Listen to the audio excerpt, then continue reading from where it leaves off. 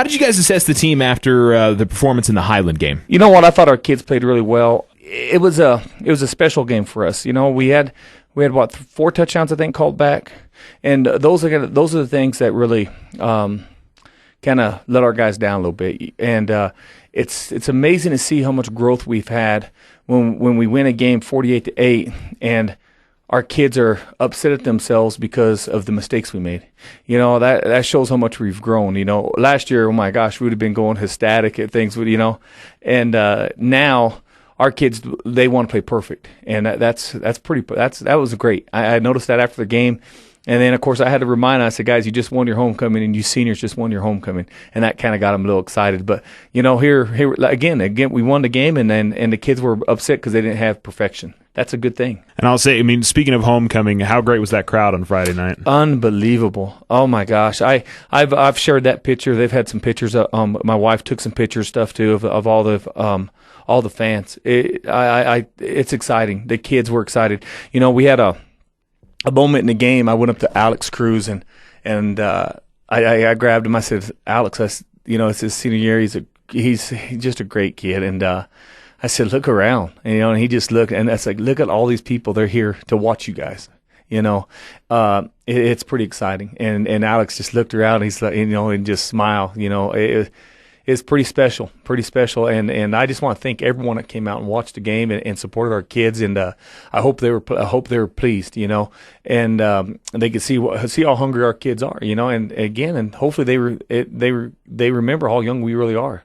There's still a lot to come with this team, no doubt about that. Yeah. And Alex had himself quite a game, had himself a couple of sacks, and played very, very well. I think he did play really well. I think he might have been he was our defensive leading point maker, and he's going to be a kid we're going to miss deeply. We're going to miss that kid deeply after he graduates.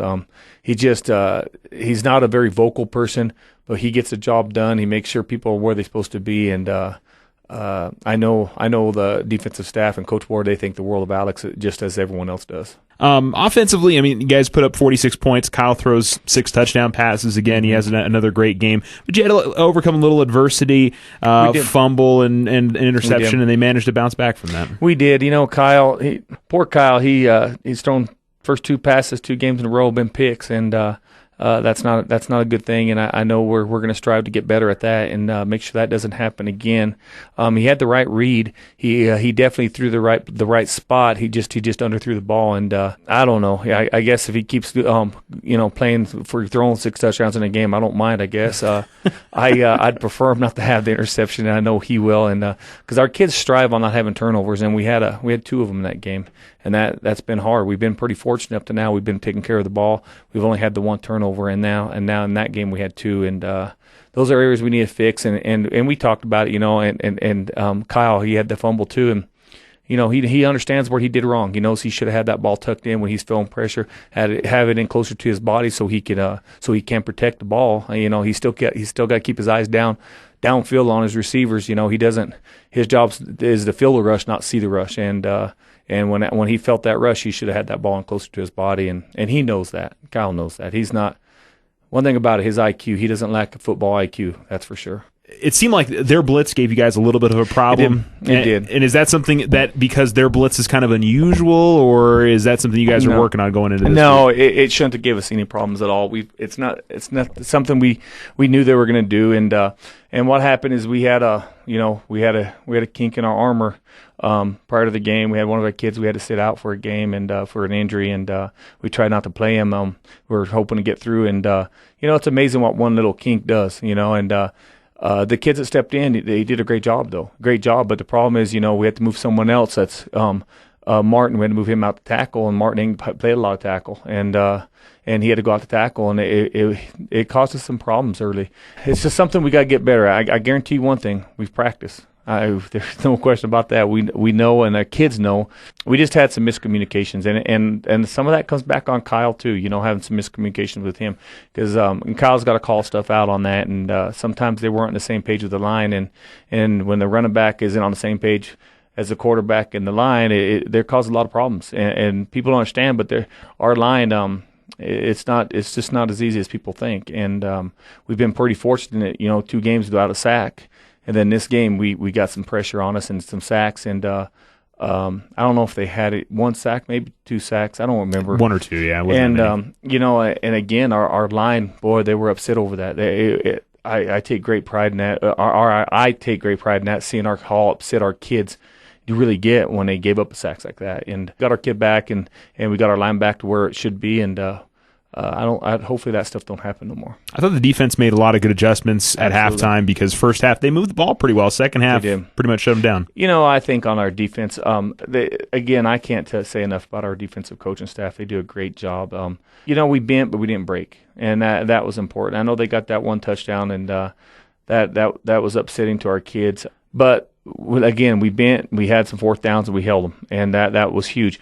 Offensively, it's hard too offensively because we were hitting big runs quick. When they're seeing that kind of pressure, it opens up a lot of things for us, and we just got to make sure we're completing that stuff. Right now, I wish I could tell you how many snaps we had that first half, but it sure wasn't much. Yeah. It wasn't much. I know that, and we came in. It was like, man, I've only called a few plays. I'd like to call and that's what happens when we're hitting home run shots like we were in that game, and that leaves our defense on the field a whole lot. And I think it was a good practice. That's what our kids needed.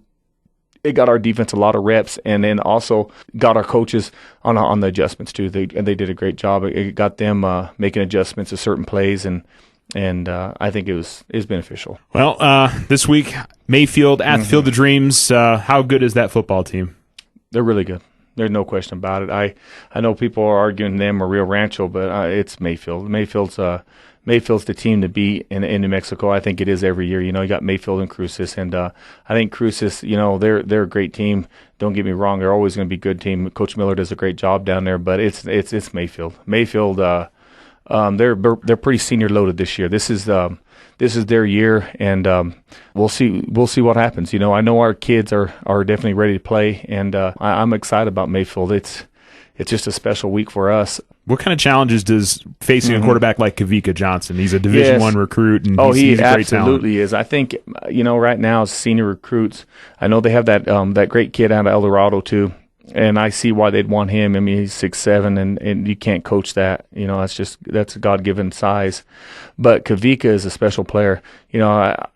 I think the kid could probably start for UNM right now, and he's the real deal. There's no question about it. And offensively, they're pretty potent. They're a potent team. I got to give it to the Mayfield coaching staff. They do a great job in changing what they got to their personnel, because traditionally not a gun team, and now they got Kavika back there. Boy, they've pretty much gone straight gun, with the exception of a few series. But when you got that kind of athlete back there, you got to take advantage of them, and they definitely do. And everyone's knocking them on their defense, on Mayfield, and Mayfield's got a good defense. I know they gave up a lot of points to Franklin, but I don't know if people know about Franklin. Franklin is the real deal. I watched film on Franklin, and holy moly, they're a pretty good ball club. Three Division I recruits. That's right. Offense. Oh, I'm telling you, they got speed to burn, and I think Franklin got caught early in that game, not taking advantage of what Mayfield was giving them. And the second half they came out, and they definitely.